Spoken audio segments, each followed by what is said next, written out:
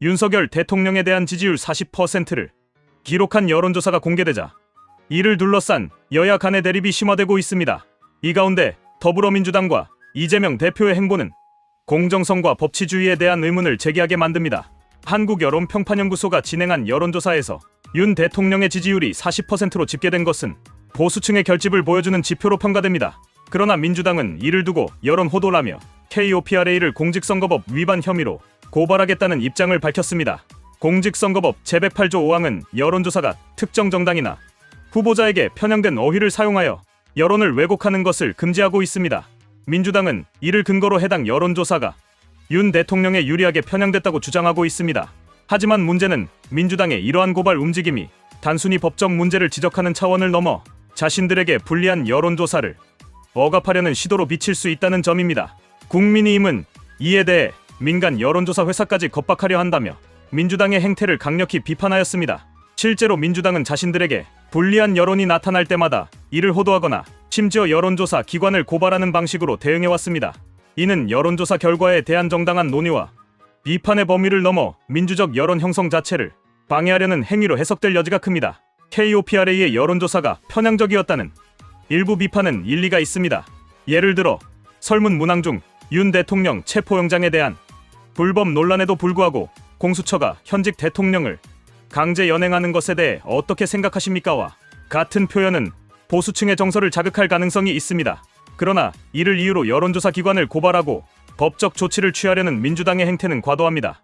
여론조사는 다양한 의견을 반영하기 위한 도구이며 그 결과를 해석하고 논의하는 과정에서 발전합니다. 설문의 편향성을 지적하며 여론조사의 질적 개선을 요구하는 것은 바람직한 일이지만 이를 법적 문제로 비화시키는 것은 민주주의적 가치에 부합하지 않습니다.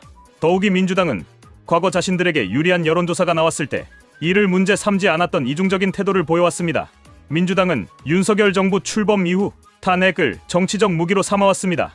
윤 대통령은 물론이고 정부 내 주요 인사들과 기관을 대상으로 연쇄적으로 탄핵을 추진하였습니다.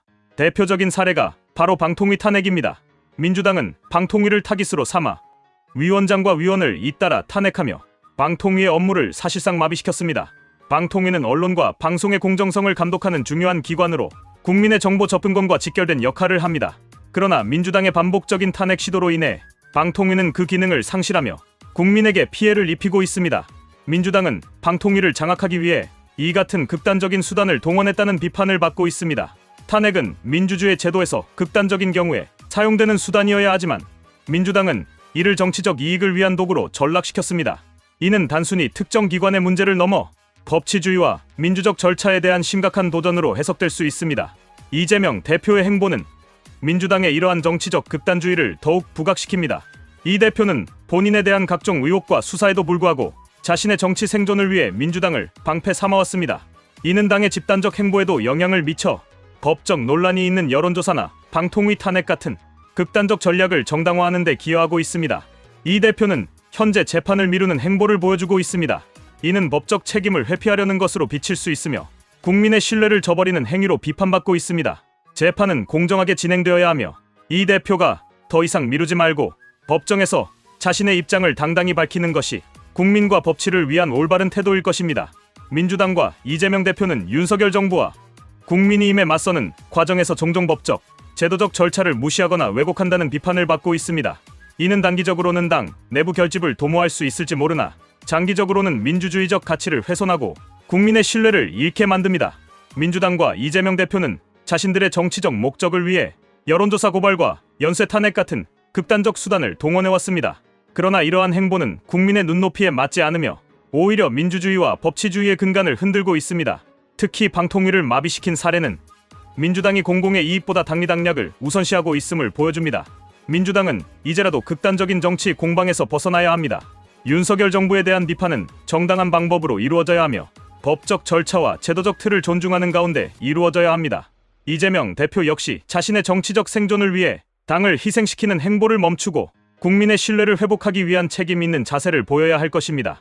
더불어 민주당은 과도한 정치적 공격 대신 국민을 위한 정책 개발과 생산적 논의에 집중해야 합니다.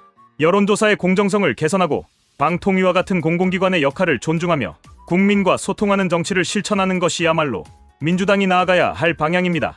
이재명 대표도 개인적 문제를 해결하기 위한 정치적 행보를 멈추고 당과 국민을 위한 책임 있는 지도자로서의 역할을 다해야 합니다. 이러한 변화 없이는 민주당의 정치적 신뢰와 미래는 더욱 어두워질 수밖에 없습니다.